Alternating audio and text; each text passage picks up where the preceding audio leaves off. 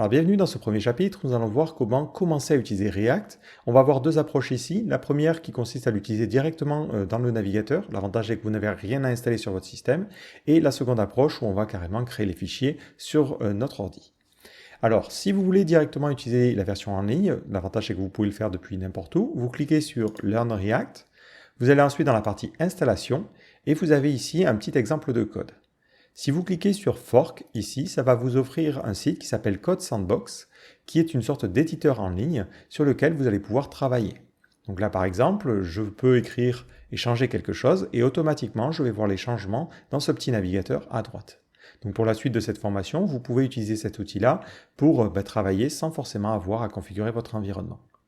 Juste histoire qu'on commence tous sur les mêmes bases, vous allez supprimer cette fonction-là, et dans cette fonction App, ici, vous allez retourner une chaîne de caractères avec marqué « Bonjour les gens » ou n'importe quoi, juste vous renvoyez une chaîne de caractères et vous sauvegardez.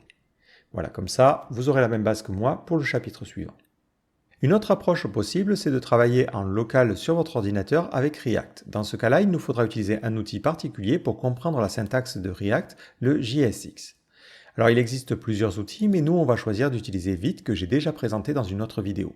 Pour pouvoir utiliser Vite, il est impératif que vous ayez Node.js d'installer sur votre système. Si vous ne l'avez pas, je vous renvoie sur la vidéo consacrée à l'installation de Node.js sur Windows, Mac ou Linux. Donc moi ici, je suis sur un projet qui est complètement vide, il n'y a aucun dossier à l'intérieur, et je vais ouvrir mon terminal et lancer la commande npm create vite@latest, et je vais indiquer que je veux créer ce projet-là dans le dossier courant, grâce à /.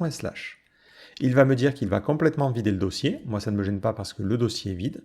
Il va me choisir un nom de package. Je vais laisser le nom par défaut. Et il va me demander de sélectionner un framework. Donc là, on va descendre et on va prendre React.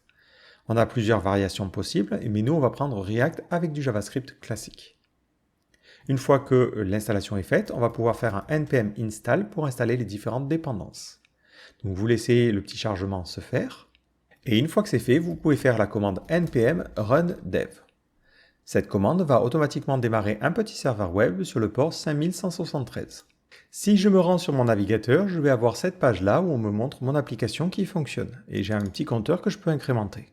Histoire de partir sur des bases un petit peu plus simples, ce qu'on va faire, c'est qu'on va nettoyer ce qu'il a proposé par défaut. Donc on va supprimer tous les dossiers, tout ce qui est CSS et tout ça. Et dans le fichier app.jsx, plutôt que tout le code qu'il y a écrit par défaut ici, on va se contenter ici de faire un return et on va mettre bonjour les gens. Voilà, on commence simple et comme ça, ça va nous permettre de découvrir ensuite la syntaxe JavaScript. Au niveau du main.jsx, vous pouvez supprimer aussi l'import du CSS.